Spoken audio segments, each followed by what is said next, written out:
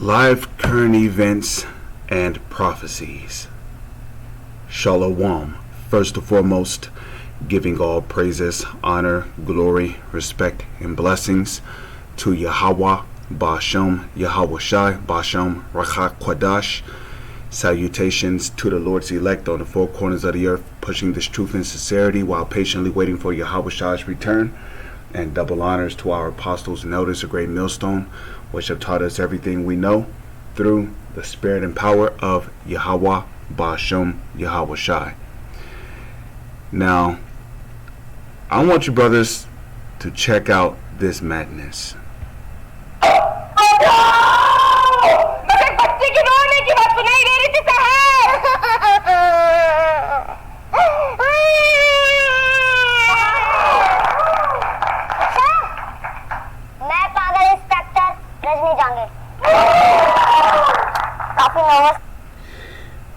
Now, what you see here is a little girl with a mustache on her, and they didn't show it, but there was a grown woman who basically had a mustache drawn on her face too. And what they're doing is they're acting out the role of men in the military.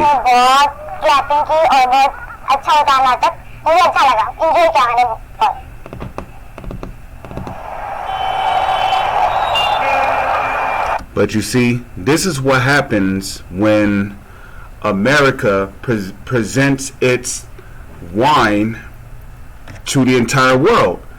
You get confusion like that, you know? And then on top of that, she's wearing pants, you know? So just bear with me for one moment, please. You know, this laptop is being a retard right now. Let's go to... First, let's deal with the Deuteronomy chapter 22. Is it 22 and 5? Let's see. Deuteronomy chapter 22 verse 5. All right, and yeah, just bear with this for a moment. Okay, it's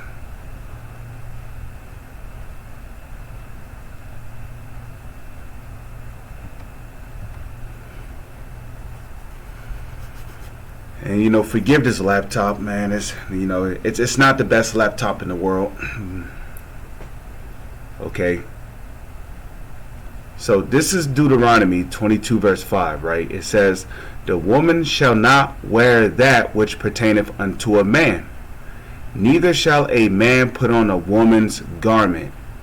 For all that do so are an abomination unto the Lord thy power." So as you saw in this video, you know, she had a mustache on her, you know, and people think this stuff is cute, but it's not, you know. That's going way off. You know, a woman is not supposed to wear pants. She's supposed to wear a dress, a skirt, or a womanly gown. And a man is not supposed to wear a skirt or a dress. So now let's go to,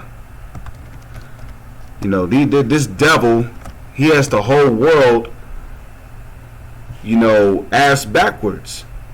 Habakkuk 2 and 5. Yea, because who's the he? The he is talking about the Edomites. And that's starting with the so-called elites, trickling down to the rest of their nation, the people. Okay? So it says, yea, also because he transgresseth by wine, he is a proud man, neither keepeth at home, who enlargeth his it says he transgresseth by wine. That wine is that those philosophies, that democracy, doest thou wilt shall be the will of the law, which was invented by a very wicked dude that goes by the name of Aleister Crowley. That's why people think they can just do whatever they want, and there will be no consequence, physical consequence or divine consequence behind it. No. If you smoke, if you defile your temple, well, guess what's going to happen? 1 Corinthians 3 and 16 is going to come to pass. Okay, any man that defile the temple, him shall the Lord destroy. You eat pork, you defiling your temple. You eat crab, you eat lobster, you eat catfish, you're defiling your temple. And furthermore, you're being disobedient. You know, disobedient leads to you being punished by the Lord, and that's what America pushes.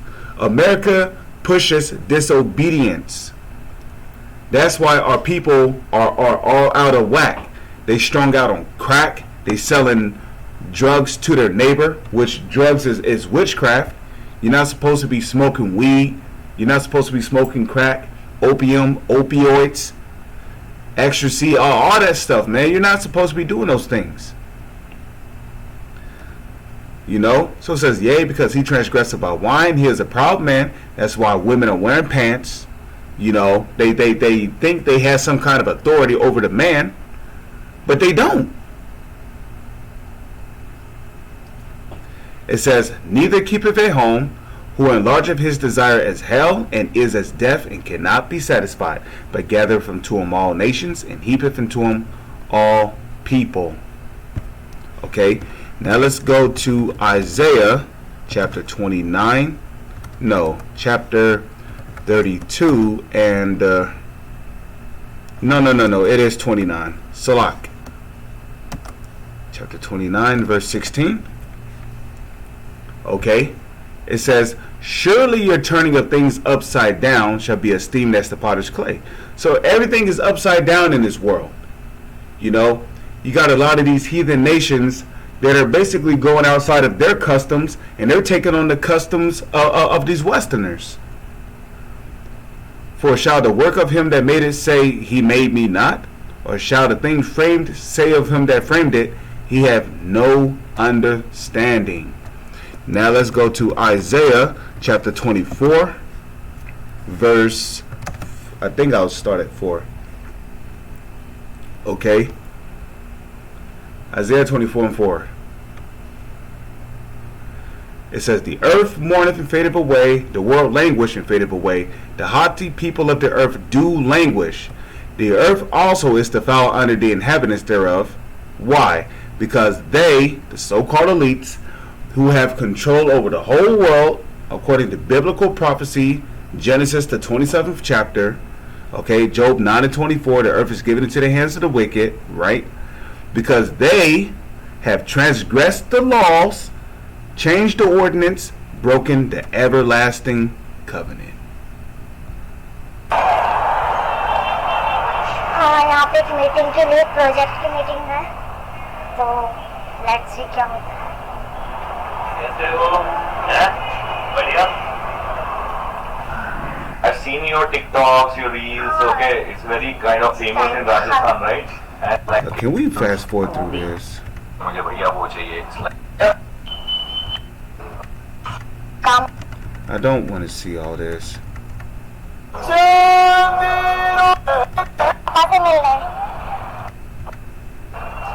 So, I mean, I guess they're not going to show anything else important. Let me see. I'm trying to fast forward here. Get into some prophecies. And as you can see, she was crying. Well, that's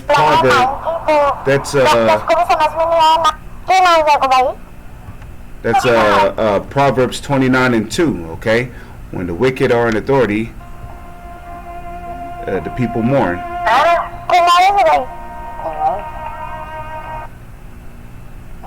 Well, they often say that if Europe sneezes, then Africa catches a cold, and that would certainly be reflected in the figures from the now from Aberdeen in Scotland. Manu Lukenzi, a teaching fellow in politics and international relations at the University of Aberdeen. Thank you very much for being on the program. Manu, can you explain from a Cameroonian point of view why you think there has been so many issues and there's a lot of Cameroons, but also I'm going to say this, there's a lot of Cameroons that are Israelites, okay? As a matter of fact, let's get some scriptures on that. Okay, there's a lot of Cameroons that are Israelites. Now,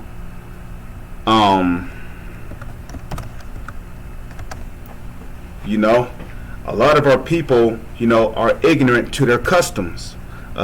James chapter 1 verse 1. A lot of our people are ignorant to their customs, okay? But that's presuming to Jeremiah what? 17 and 4. Thou shalt discontinue from thine heritage. That's why a lot of these Cameroons, they're going off. James, a servant of God and of the Lord Yahushua, to the 12 tribes which are scattered abroad, greeting. So our people have been scattered on the four corners of the earth. Now, if we go to Acts chapter 2 verse 1, right? No. Here we go. All right, let's do this. Scroll down here. Okay, so check this out. Acts chapter 2 verse 5, right? And there were dwelling at Jerusalem Jews, devout men out of every nation under heaven. So there were Israelites even during the time of Paul that were living amongst the East Indians. There were Israelites that were living amongst the Arabians. There were Israelites that were living amongst the Africans. Israelites living amongst the Chinese and Japanese people. Israelites living amongst the Romans. Okay? So here it says out of every nation. And now, well, wherever Israel likes to dwell at, they like to pop the women of those nations. So there's going to be Israelites that's going to look like people of the other nations. But they're still Israelites because their father's lineage on their father's side goes back to a so-called Negro, Latino, or Native Indian. But a Nigerian Dan as well. Yes, so it's good that... And there are a lot of Israelites that live in Nigeria. And as a matter of fact, when our people fled Roman persecution in 70 AD, a lot of our people fled down into the western parts of Africa and then migrated. Some of our people migrated to the southern parts of Africa and the eastern parts of Africa. You started by giving a little bit of background on how the infrastructure was supposed to be managed around this area. So, let's not kid ourselves. This issue is fundamentally a water management issue. I know the minister has talked about the rains being unprecedented. Well, yes, the rains are heavier this year, but all the rains and the flows of the rivers have been studied for so many years, and all of this is predictable. So you have issues of poor... And let me say this too, when you're an Israelite living amongst these other nations, you're not going to be born with an Israelite name. You're going to be born with a heathen name. Okay, case in point, when we were born here in America, our parents, not knowing any better, gave us English names, Italian names, Japanese names, Chinese names. That's why this guy's name is Abuja. But he even looks like a Jake, all three of them do, town planning in But remember, it's not about outside appearances. It's about the flesh. Nigeria. I mean, slip of the tongue, not with the heart. Okay, it's about the spirit, not the flesh. Okay. Okay. As a matter of fact, let's get that. John. Let me see. Chapter 6, verse 64. Okay. So this is John chapter 6, verse 64. No, wait a minute. Hold on a second. I think it's John chapter 8 verse 64. John chapter 8 verse.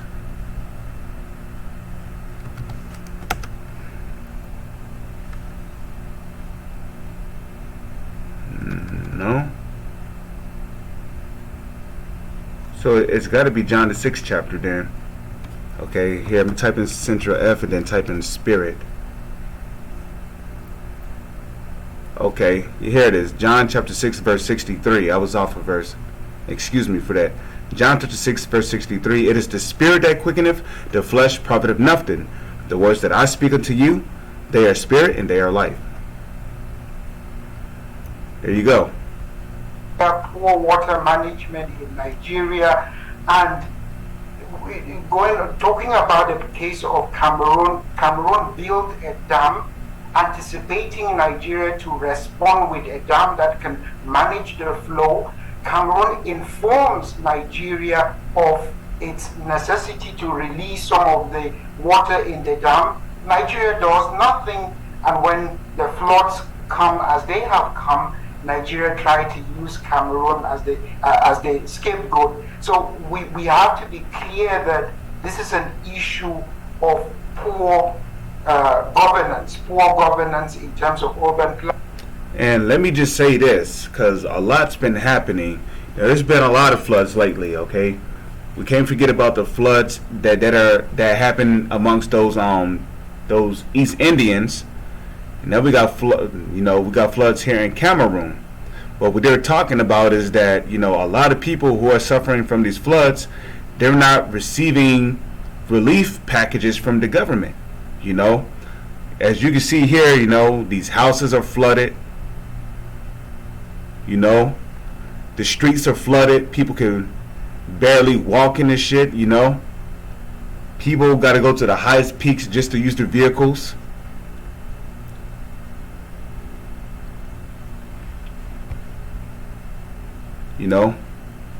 And ultimately, this is judgment from the Lord coming down upon our people. Okay? The Lord is not happy with our people. Let's go to Psalms chapter 7 verse 11. Psalms chapter 7 verse 11. It says, God judgeth the righteous, and God is angry with the wicked every day. So Yahweh, Ba'ashem Yahweh Shai, is angry with the wicked every day. You see? As well as managing what is a Nigerian response. And the wicked is not just talking about Esau, Edom, is also talking about our people. As it is written, our people have surpassed the deeds of the wicked. So that makes them wicked. Source. The water is a resource in Nigeria that should be managed effectively. As the other speaker said, this has saving lives in terms of avoiding floods, also have implication on economics. So if you were to build the dam as Nigeria is supposed to have, then it will produce electricity, which will then feed into the economy and the livelihoods of the people. So fundamentally, let's skip ahead here. Let's see what else. Now posted to remote villages in Morocco, Al Jazeera World follows the personal journeys of 3 women teachers, their daily struggles with isolation and battles with physical hardship. In the street, as it were. What difference does this make to anyone? Well, it does impact, of course. I think so that's pretty much it, man. With that, I'm gonna say shalom. Is on to the next one.